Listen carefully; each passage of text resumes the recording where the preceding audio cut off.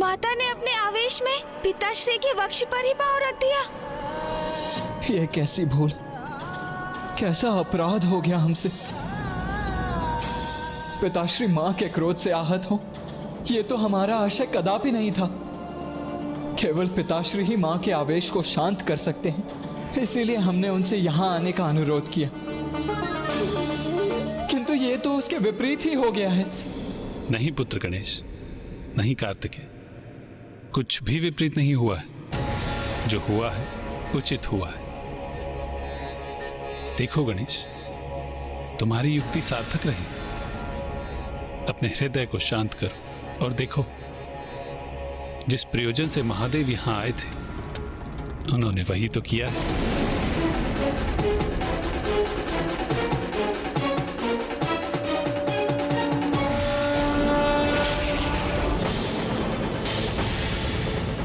मुझे ऐसा क्यों आभास हो रहा, जैसे मुझसे कुछ अनुचित हो गया।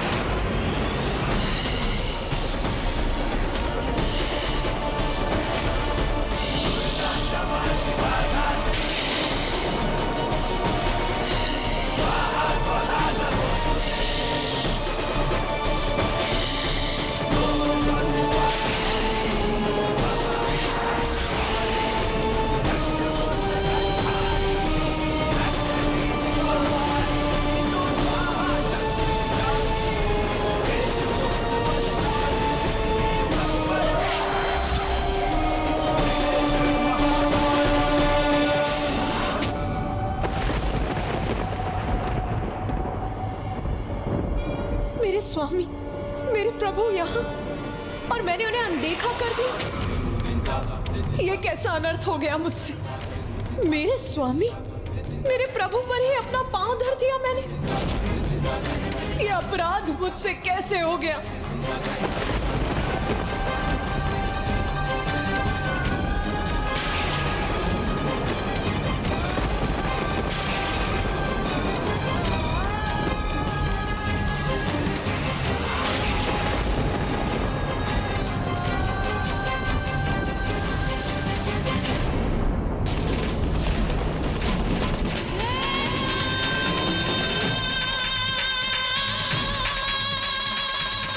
उमा, आपके मार्ग में स्थित होने के लिए मैं विवश था। आपको शांत करने के लिए मेरे पास कोई और उपाय नहीं था।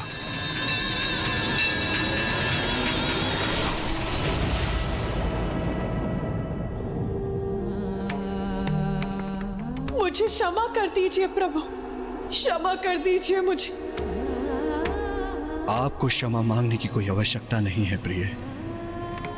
ये मत भूलिए प्रिय कि शिव और शक्ति तो एक दूसरे से भिन्न है ही नहीं। जैसे सूर्य से उसका प्रकाश, अग्नि से उसका ताप, हम तो समस्त संसार में संयुक्त रूप से व्याप्त रहते हैं, एक दूसरे के पूरक हैं। जब आप उग्र होती हैं तो मैं आपको शांत करता हूं, और जब मैं उग्र होता हूं तो आप मुझे शांत करने का कर्तव्य निभाती हैं। हमारे मध्य किसी प्रकार के दंभ और अपराध बोध का कोई स्थान नहीं है प्रिय। अज्ञानी है वो जो पुरुष को नारी से अधिक महत्व देते हैं। और आज की घटना के बाद ये सब उन सब के लिए बहुत बड़ी सीख है।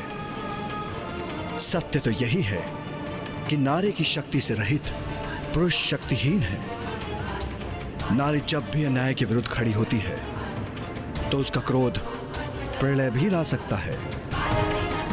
तब पुरुष को अपना अहम त्याग कर यदि आवश्यकता हो तो उनके समक्ष नतमस्तक होकर उनके क्रोध को शांत करना चाहिए।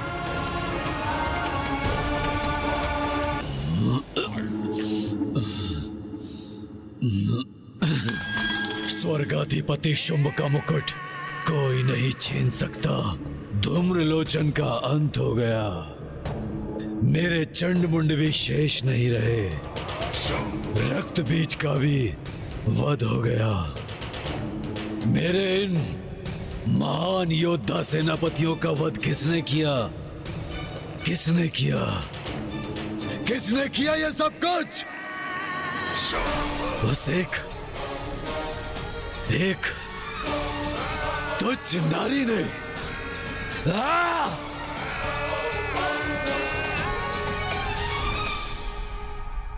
मदिरा ही मेरी एकमात्र संगिनी है।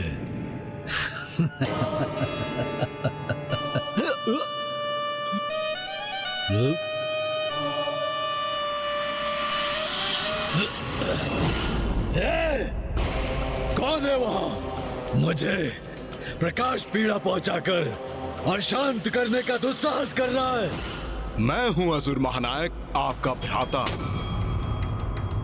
आपका प्रधान सेनापति निशुंभ। भ्राता निशुंभ?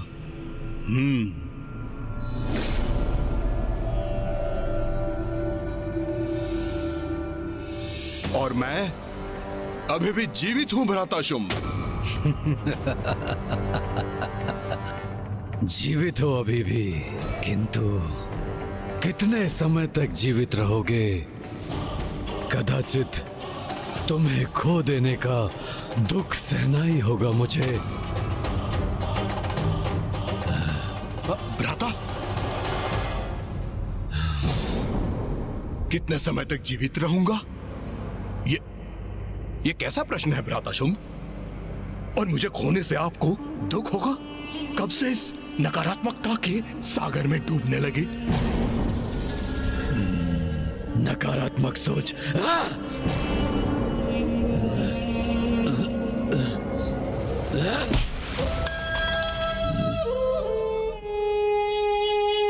स्मरण है भ्राता शुंभ, आप वो हैं जिसके नाम से देवराज इंद्र भी कंपित होते हैं, और आज आप एक बालक के समान प्रतीत हो रहे हैं जिसकी क्रीड़ा करने की वस्तु कहीं खो गई है। और वहां एकांत अंधकार में बैठकर आप अपनी पराजय को स्वीकार कर चुके हैं। उचित कह रहे हो भ्राता, सत्य है, हाँ सत्य है कि मैं पराजित हो चुका हूं। मुझे ज्ञात है भ्राता शुंभ कि इस समय आपके लिए क्या आवश्यक है।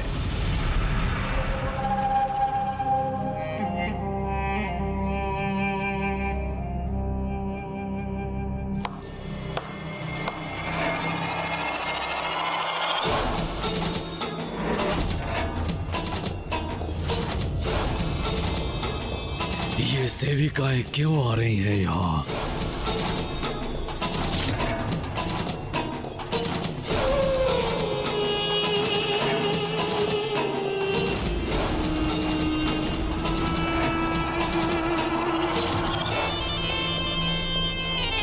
भ्राता शुंभ, आज की रात्रि आनंद उत्सव होगा यहाँ। भ्राता निशुंभ, मदिरापान तो मैं कर रहा हूं, किंतु ऐसा प्रतीत होता है कि इसका प्रभाव तुम पर है। कैसा आनंदोत्सव? किसका उत्सव? कैसा उत्सव? भ्राता शुंभ, हमारी भावी विजय का, उसका उत्सव होगा यहाँ। तो क्या हुआ यदि युद्ध में हमारे कुछ सेनापतियों का अंत हुआ? युद्ध में तो क्षति होती ही है, कुछ सैनिकों का भी अंत होता है, किंतु कल मैं स्वयं जाऊंगा देवी कौशिकी से युद्ध करने के लिए। नहीं भ्राता निशुंभ, मैं तुम्हें स्वयं को संकट में डालने की अनुमति नहीं दूंगा। तुम मेरे अनुज हो और तुम्हारी सुरक्षा का दायित्व मेरा है। इसलिए यदि कल कोई युद्ध करेगा तो वो मैं करूंगा, मैं। भ्राता शुंभ, आप मुझे सुख से वंचित मत कीजिए।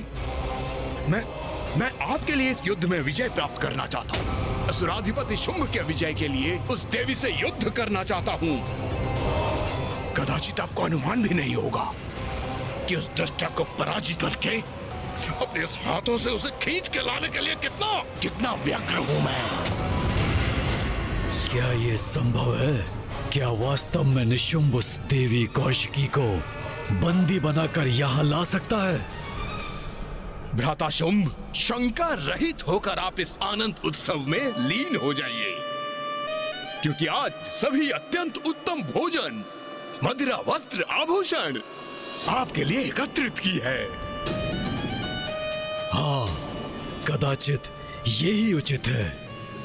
तो कहिए भ्राता शुंभ कि आज अपने भ्राता के साथ विजय उत्सव का आनंद लेंगे। तुम्हारे विश्वास ने मेरी निराशा को दूर कर दिया है भ्राता निशुंभ।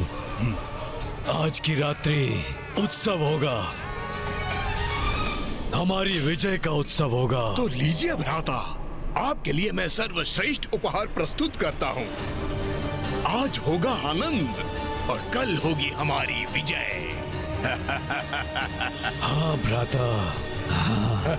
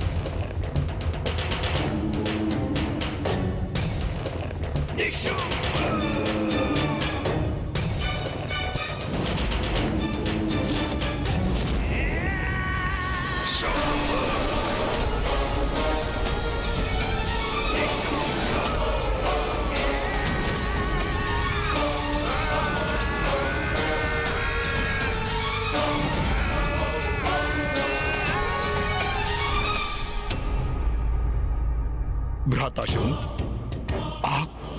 आप क्यों युद्ध के लिए सज्जित हैं? मुझे ज्ञात है भ्राता, हमने निर्णय लिया था कि आज तुम युद्ध करोगे तो बस वैसा ही होगा।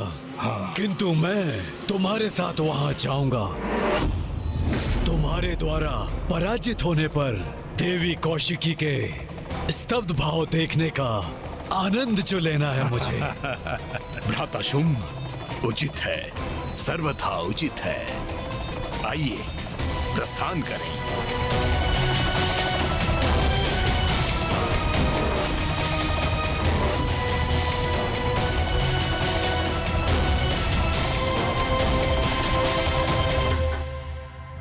वो रहा, वही है विंध्याचल पर्वत। अच्छा, तो यही स्थान है। वहाँ छुपी बैठी है देवी कौशिकी। प्रतीक्षा करो देवी, हम शीघ्र ही तुम्हें बंदी बनाने आ रहे हैं।